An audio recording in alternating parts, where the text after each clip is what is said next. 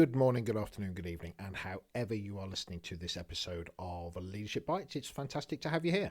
On this episode, I have Major General Paul Nanson, who is now retired from the British Army. He was the Commandant of the Royal Military Academy Sandhurst and also the General Officer commanding Recruiting and Initial Training Command. Now, I absolutely love talking to Paul. He was gracious enough to do the foreword for my book, and he also is somebody who absolutely understands leadership, as you would expect, as he was in charge of it for the British Army. We have an absolutely great conversation, and I hope that we'll be able to do a part two, because really only just touching some of the things that we could talk about. This is also the first Zoom recording that I did, so in the details below you can follow the link to the website and the YouTube channel. If you go to livingbrave.com or on YouTube Guy Bloom, you can actually watch the Zoom recording, and that's really great because then you see the interaction between us as well. On that note, enjoy the episode.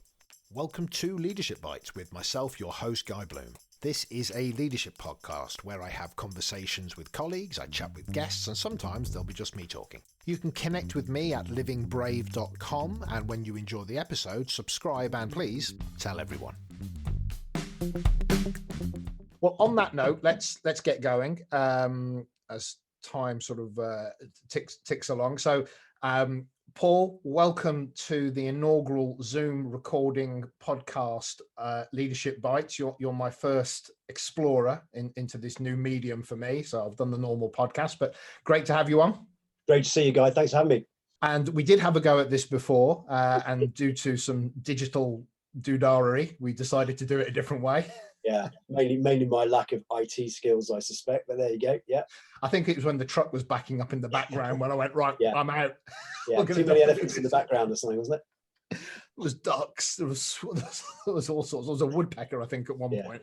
Yeah. So the only thing I'm worried about now is I've still got the dog in here. I can't get rid of her, but hopefully she'll be quiet. But I think that's fine. I think that's absolutely fine. Listen, we know each other from sort of past conversations, and I would just like to get just from you initially, what is Paul Nanson known for, which is always that great statement, but if people do know you or they don't know you, what would they be understanding about who you are and what you've been doing before we get into where you are and all that kind of stuff?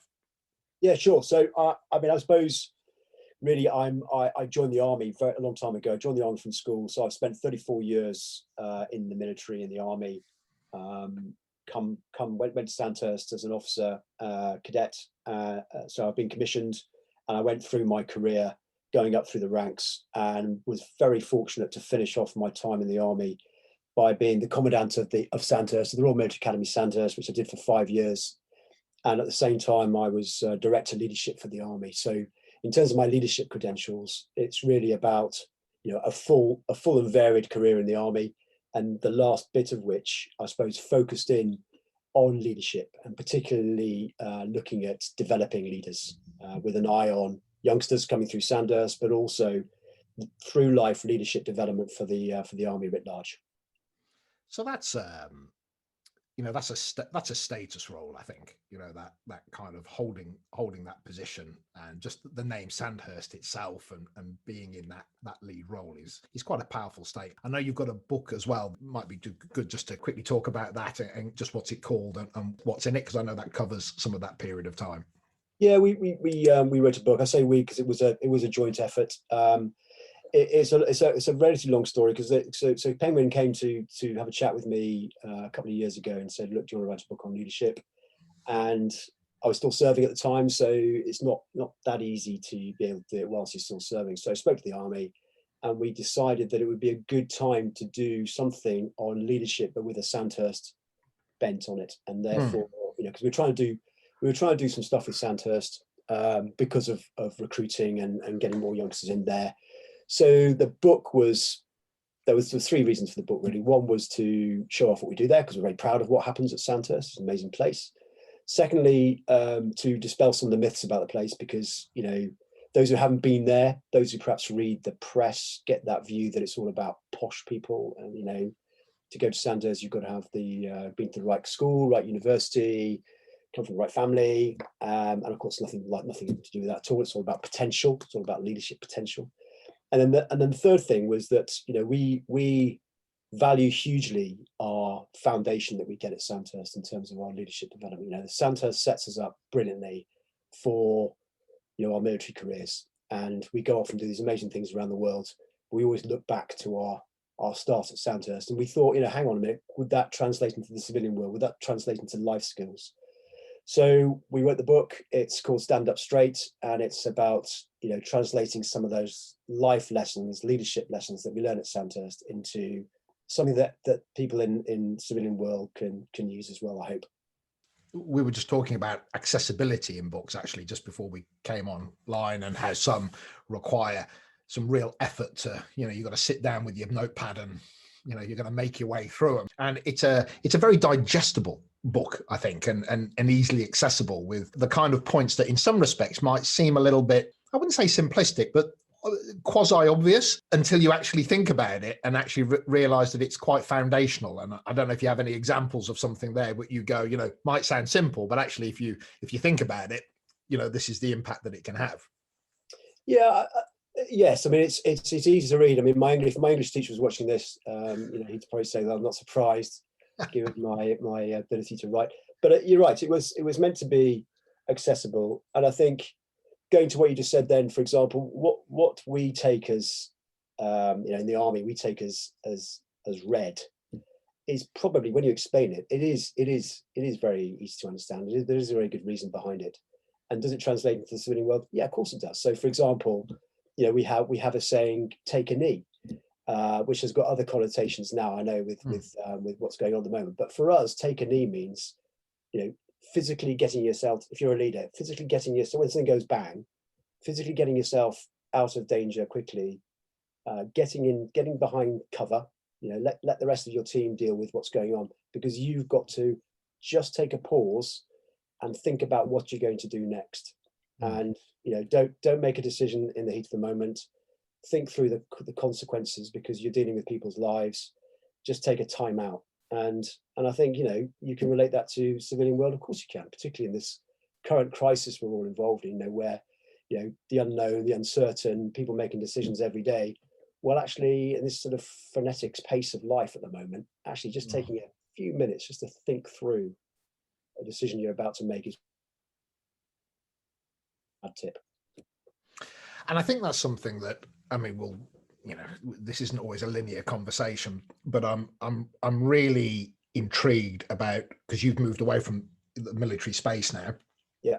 So it'd be great just to kind of get a sense of just what it is that you're putting some energy and focus into, and really the understanding maybe of that spectrum that working or connecting with you brings, because there's the, well, have you just given there, the observation that, hey, listen, this may not sound like it's rocket science, but actually, if you really think about it, that's what executives need to do, all the way to maybe some of the more in-depth, maybe investments of time with you. So where's your energy and your focus now, Paul? Just to be great to get a line of sight on that, maybe before we go back in history a little bit.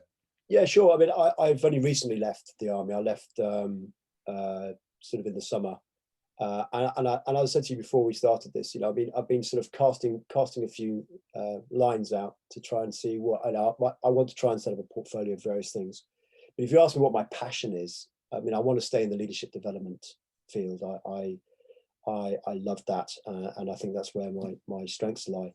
And as I said to you before, I think if you were to ask me what part of leadership development, it would be, people call it now next generation leadership. It's looking at those people who are coming, not the old and bold, the people who are pretty set in their ways because they've got to where they've got to, and therefore they are leaders. It's the ones just starting out on their journey who probably need a bit of help, probably need a bit of guidance in terms of how they develop themselves as leaders, because quite a lot of people out there assume leadership rather than actually learn it. And therefore I think that's where I could add some value based on my experience. And also, as we've just been talking about, the army is very good at that. The army is very good at firstly selecting us based on our leadership potential, but then ensuring that it is a journey, that you do get that amazing foundation, whether it's Sandhurst or wherever it may be, but then carry on the journey. and making sure that as you go to the next level or you go to the next role or the next operation, you are given that leadership development to make sure you're as well prepared as possible for what you're going to face. So the kind of touch points with you, if I was listening to this or watching this and saying, wow, you know, what could I call on Paul to do? Or what would I want to go and talk to Paul about? Are we talking keynotes and consultation or one-to-one coaching, all of the above? Initially, if it resonated, what would people reach out to you for? Yeah, I mean, a bit of everything really. I'm a coach, so I think I like coaching, advising, mentoring, guiding. You know, I do a bit of speaking as well. I talk about leading in difficult environments, team performance. So I do a bit of speaking, but really leadership development is probably where I'd like to be mostly, and that's about whether it's individual or team. You know, how do we tailor a program? How do we tailor a development program for, you know, your individual or team needs? Yeah. Okay. So I'm going to do a bit of a dive back, which is, you know, we see the man before us. You know, you get to where you are very often through either a straight road or a very wiggly path. You know, the more and more I talk to people, and it'd be great maybe just to have that potted history that said, you know, I was born.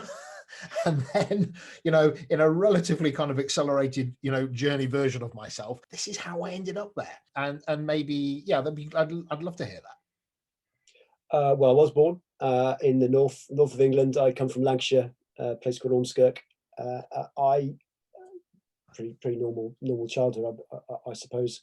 But from a very early age, I think I wanted to be a soldier, and it's you know, people want to be astronauts and people want to be train drivers, and I can just remember wanting to be a soldier. And I think there are many influences on that, mainly my neighbours where I lived, particularly my next door neighbour. He'd served in the Second World War. His sons had were both going through Sandhurst when I was sort of, you know, little things. So I was sort of brought up with them, having that experience. And then I went to school, joined the cadets, and so in terms of my sort of journey to the army, it was from a very early age, and my mum and dad supported me, bless their hearts, and I wanted to be an officer, and so I went through the whole process of selection, and eventually was lucky enough to get to Sandhurst. And from then on, I didn't go to university. I went straight from school into the army. It was more common in those days to do that. Quite a lot of us there were non-graduates, and therefore, you know, I think 20 when I joined, when I eventually got there, and then joined an infantry battalion, Fusiliers, and really, so by the time I got into the battalion, 1986, so it was the back end of the Cold War. If you can remember the Cold War. That's a hell of a thing to say, the back end of the Cold War. Those are the days, you see, 86. So it was all about you know, the Soviet threat. I was stationed out in Germany, and we were focused on that, and that's what we trained for. That's what we were expecting, although we were all hoping it would never happen, obviously.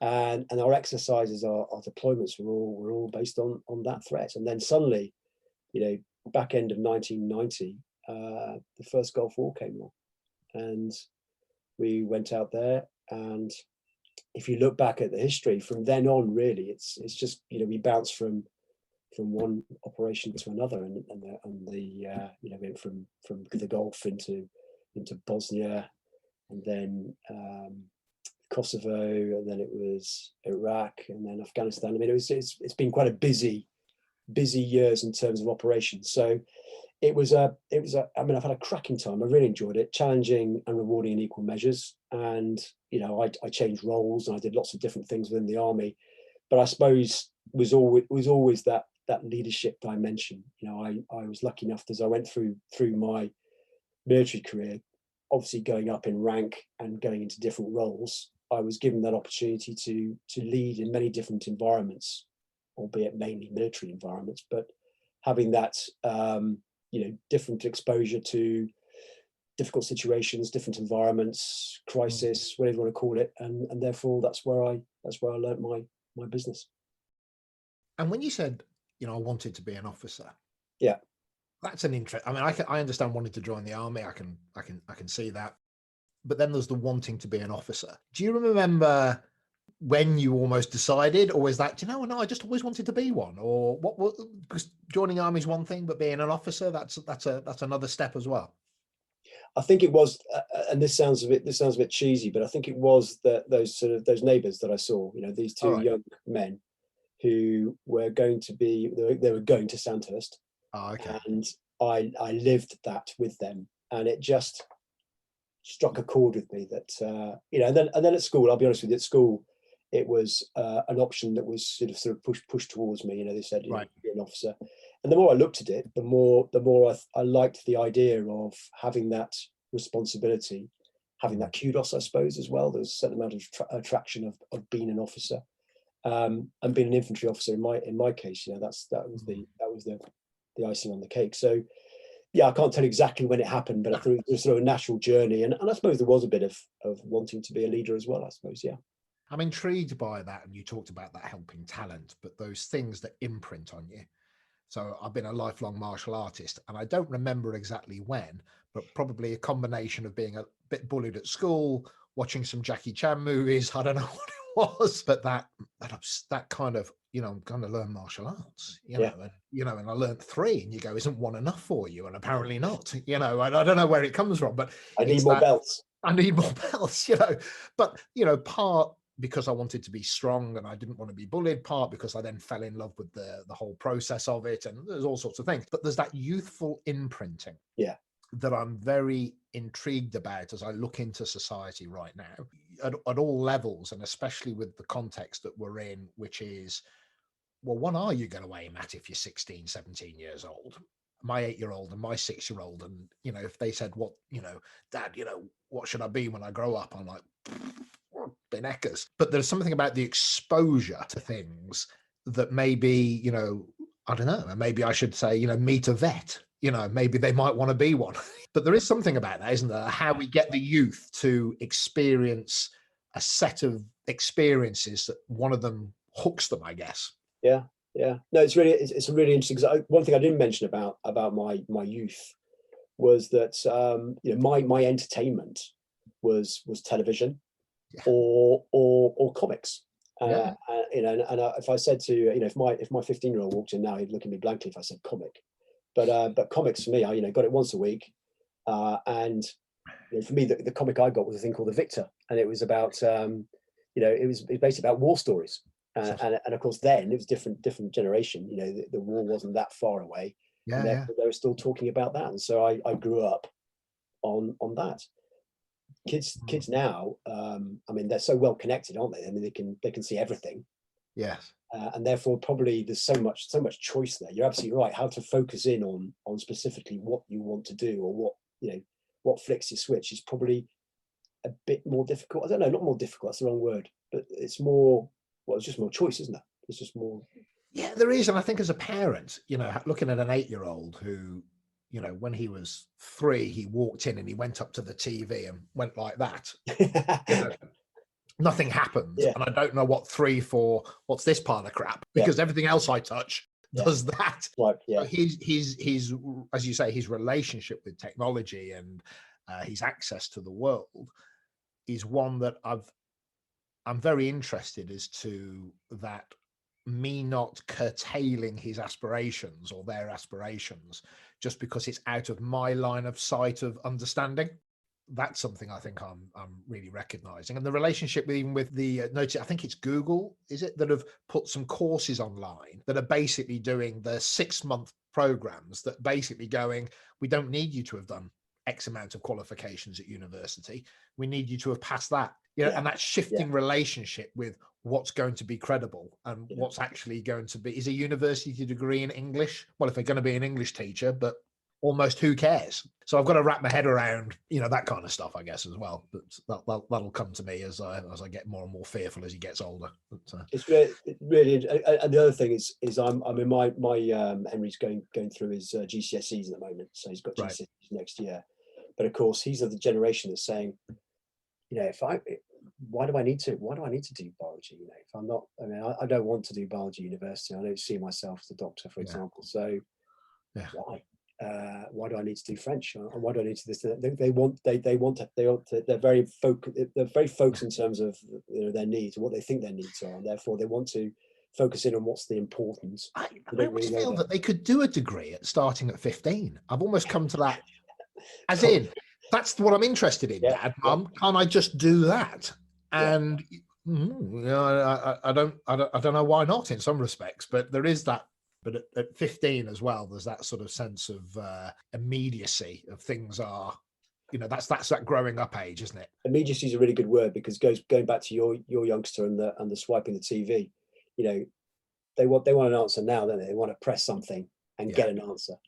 And if you say, well, it's foundation and it build you up in over 3 years, they'll go, well, why can't I do it in 6 months? Why can't I do it tomorrow? I mean, that's the way they are. I mean, that's different generations. And this is fascinating. My little boy watched, I don't even have a TV license, because it's Netflix, it's Amazon Prime, and some Sky. So he watches a TV program at somebody's house and then went, can we watch the next one? No. What do you mean? No. He went, well, we got to wait till next week. He literally, his mind nearly imploded. He went, what do you mean wait till next week? Well, the next episode will be out next week. And when we left the house, he was brilliant. He's 8, he's really respectful. He went, oh, okay. And he walked out the house and he went, so that's, and he got the word terrestrial TV. I went, yeah. He said, I'm never doing that again, ever. Because if he can't stream it all now, and his relationship with knowing things is, of course, he remembers things, but he knows how to pick up the phone. He hits the microphone and just asks Google. Yeah. So in my day, well, Guy, you won't be carrying an encyclopedia in your back pocket, will you? Well, apparently I will be.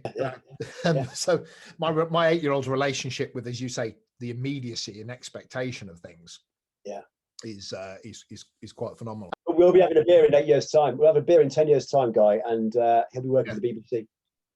Yeah, exactly. The what? Yeah.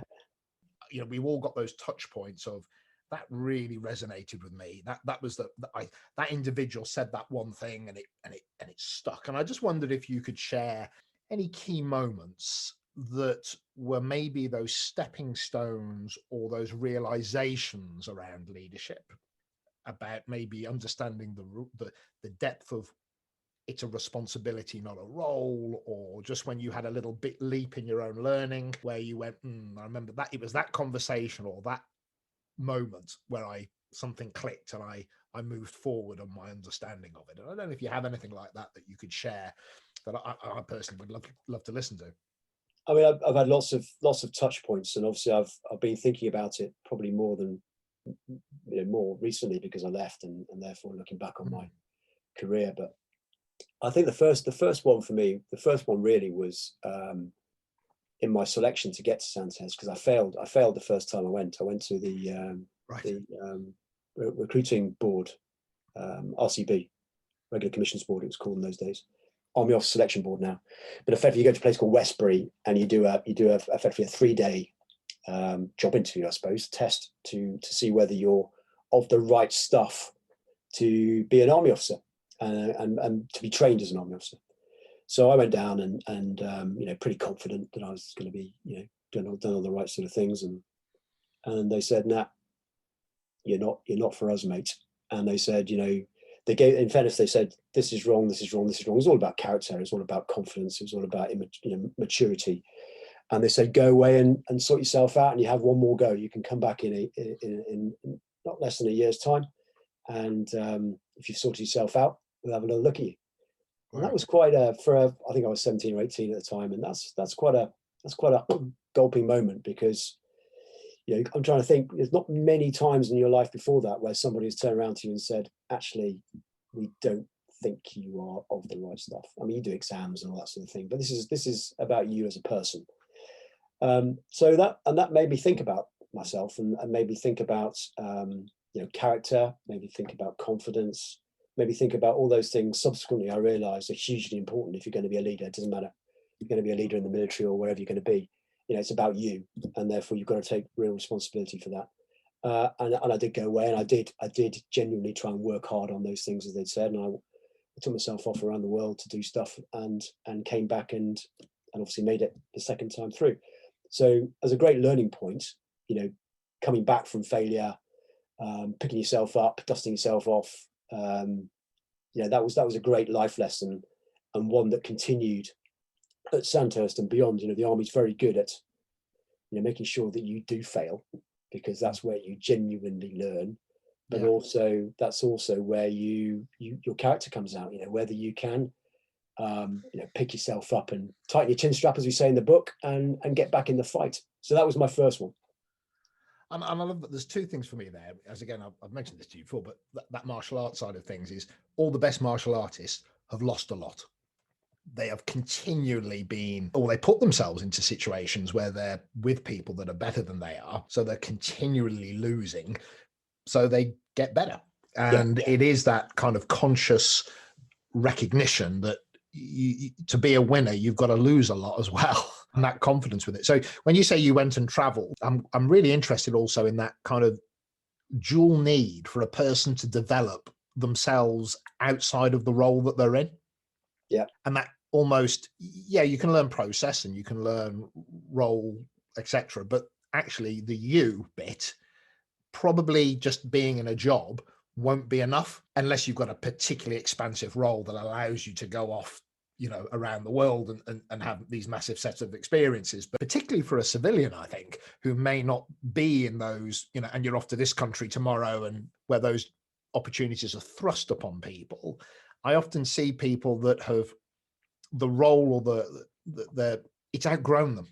But it hasn't outgrown them because of their knowledge of the environment or the process. It's just that they're not seen to be of that level. Yeah. Because they've been in situ for quite a long time, and they haven't really grown themselves outside of the role. And I don't know if that's something that you recognize or have seen. Yeah, I think so. I think I think it comes down to a culture, doesn't it? I think it comes down to a culture. Some organizations have it, some individuals have it, that is a sort of constant wanting to improve, continuous professional development, continuous leadership development, whatever you want to call it. But it's that understanding that if you're an expert on widgets, being an expert on widgets is great, whilst you are an expert on widgets. But as soon as you get to a certain level where someone says, well, it's not just about widgets anymore, sunshine, you've got to manage this part of the company, and it's more than widgets, you've got other things to think about.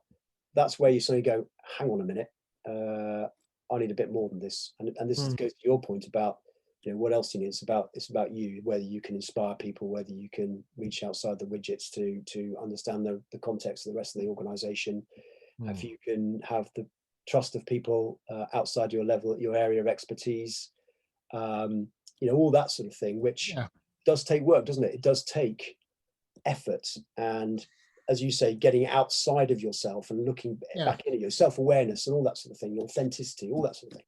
It's putting yourselves into situations where you are going to be in some form of stretch and maybe even panic sometimes, and that may be something that happened to you 5 years ago or 10 years ago, but you have there is a part of your life where you met these difficulties, and maybe you're traveling the world, and when you got there, all your money got stolen, or maybe it doesn't matter, because if you go and do things are going to go wrong. So there's something about just getting out into the world and doing stuff, because then stuff will happen to you. And the more you push yourself, the more you're going to learn, because the more stuff's going to happen to you. And I think sometimes it's almost that simple. You don't have to plan what's going to happen to you. Just put yourself out there and it will. And I think the self-awareness thing as well is about is learning from those instances. So for example, your example there of going overseas, and you go into a stressful situation where all your kit gets stolen, and you have that moment of panic where you think, what the hell am I going to do? And then you gradually work through it, and you'll eventually come through. But then it's the pause and the think and the reflect about, well, how did I overcome that? And what if I'd taken that decision then rather than that decision? Would I have got there a bit quicker? And therefore you're learning, aren't you? And therefore the next time you go into that crisis situation, you will have a bit of muscle memory, and you'll say, do you know what? I'm probably going to do it this way this time. And I think that self-reflection, so it's very easy to say on a podcast, isn't it? But I think that's what you've got to get into. I think if you really are wanting to learn from your leadership journey.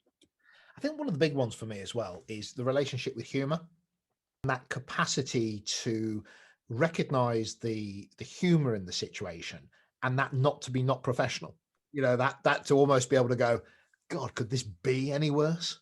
I mean, could this be any more of a disaster? God, blimey. And then have the human reaction.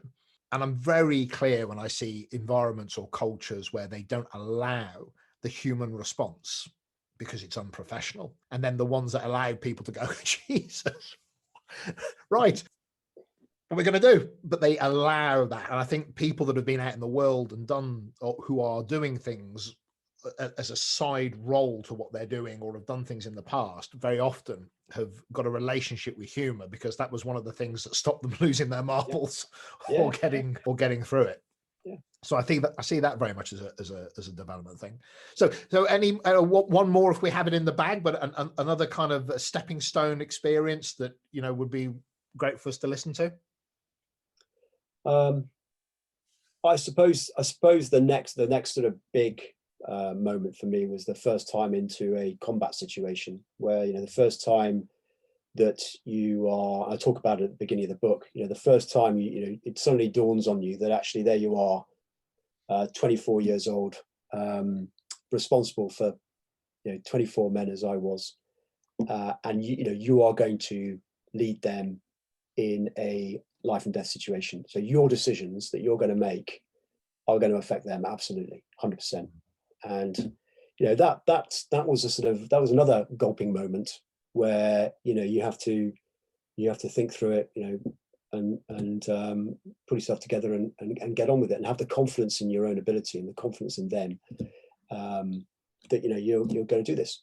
And it's a learning experience, isn't it? And I didn't make all the right decisions, without a shadow of a doubt, and I probably made some bad decisions, but we got through it, and it was a learning experience, and lots of things I learned about myself, I learned about my own resilience, but I also learned to trust other people and listen to other people as well. And there were people in my team who were more experienced than me, didn't have the same authority as me, but they were more experienced than me, and therefore, why wouldn't I listen to them? Why wouldn't I take their advice? Why wouldn't I ask what they would do now?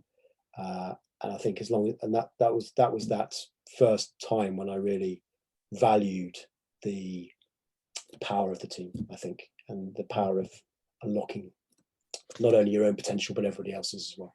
Yeah, that is a big thing that I see, that that relationship with, it's showing your vulnerability doesn't make you vulnerable. Being able to turn around and go, I don't know how to do this, but you've done this at least 3 times before. So I'm not losing my positional power by asking you.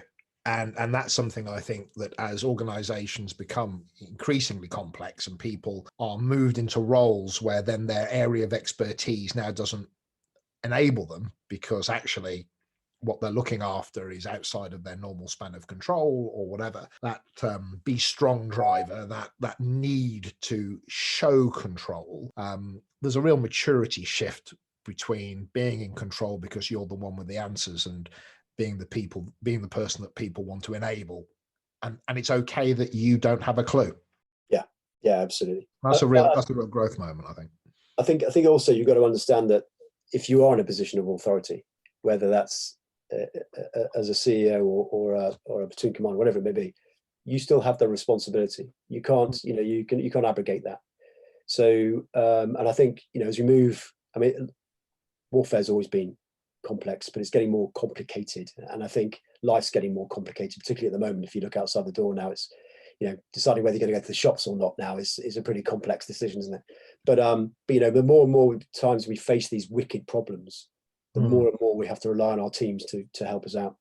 And I think the more and more we've got to educate our team members that that they have a role in this as well, and therefore it's okay to put your hand up and say, do you know what, boss, is a better way of doing this.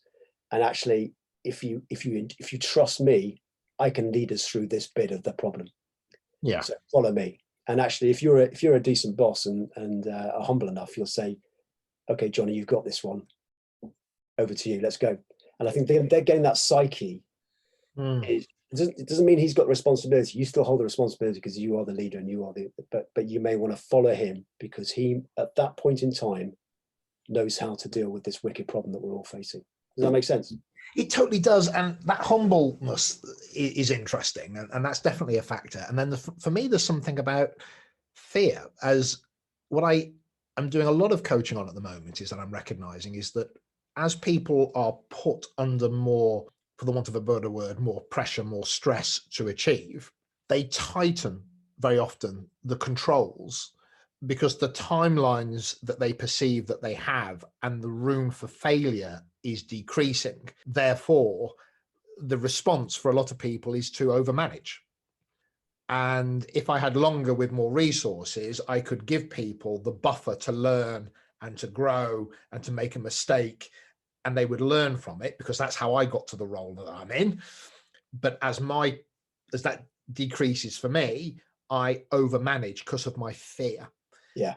And the stress I see in people is when they realize that they're a good boss doing bad things. Yeah. Yeah. Because they don't want to manage like that. But their anxiety for their own position means that they haven't stepped up to either pushing back or holding space or allowing trust when they feel in jeopardy. Yeah. Yeah. And I guess is probably true everywhere in every medium and every place and space. But I do see that a lot. It does. And it all boils back down to the T word, doesn't it? It all boils back down to trust. Yeah. And I think the art of leading in this environment is understanding that in a team of 4, if you're responsible for a team of 4, there will be two of those team members who if you let them get on with it, if you give them the resources, give them the intent, they'll get on with it. You haven't got to worry about them. But there are probably 1 that you just don't know, and you just need to be a bit more directive perhaps with that one person. But what you don't want to be is directive with all of them. You don't, one size doesn't fit all. And I think that's the problem at the moment is people are, as you say, becoming more directive and not allowing people to have the freedoms that they need to be able to drive, to be able to have initiative and to be able to seize opportunities. So Paul, I'm alert to time. Yeah. Time is a cruel mistress, as a colleague of mine often says, and in the right circumstances, I can just keep talking to you until you eventually go, Guy, I have a life I need to leave and I must now go. So rather than run that risk. So if people want to make contact with you, and I'll leave the link in the description, if there is one, but is LinkedIn the best way, or what's the best way of reaching out to you direct? Yeah, I'm on LinkedIn. That's probably the best way to get the conversation going. But I'd be delighted to chat to anybody particularly about leadership development. And I think next generation leadership, getting these youngsters going and helping them find their leadership journey. Well, I'll leave a link in the description on the podcast to connect with you, and Paul Nanson on LinkedIn is an easy one to find and locate. So just on that note, maybe there'll be a round 2, as things move forward. That'd be awesome if that's a possibility. But are you working on anything else book wise, or is there anything on the horizon that's not secret squirrel that you can talk about? I'm not. I would like to do another book. Yes, I would like to do another book, but nothing in the pipeline yet. I'm going to motivate you to do a second one. So on that note, Paul, thank you so much for joining, and we'll speak to each other in a second when I press the stop button. So thank you very much. Thanks for having me on, Guy. Real pleasure. Thank you. Pleasure. That's it. So I hope you enjoyed the episode. Please share so others get to hear about us, and subscribe so you keep up to date on new episodes. Also visit livingbrave.com if you want to connect with me and find out more about executive coaching, team effectiveness, and changing culture. Oh, and of course, you can buy my book, Living Brave Leadership, on Amazon. So, on that note, see you soon.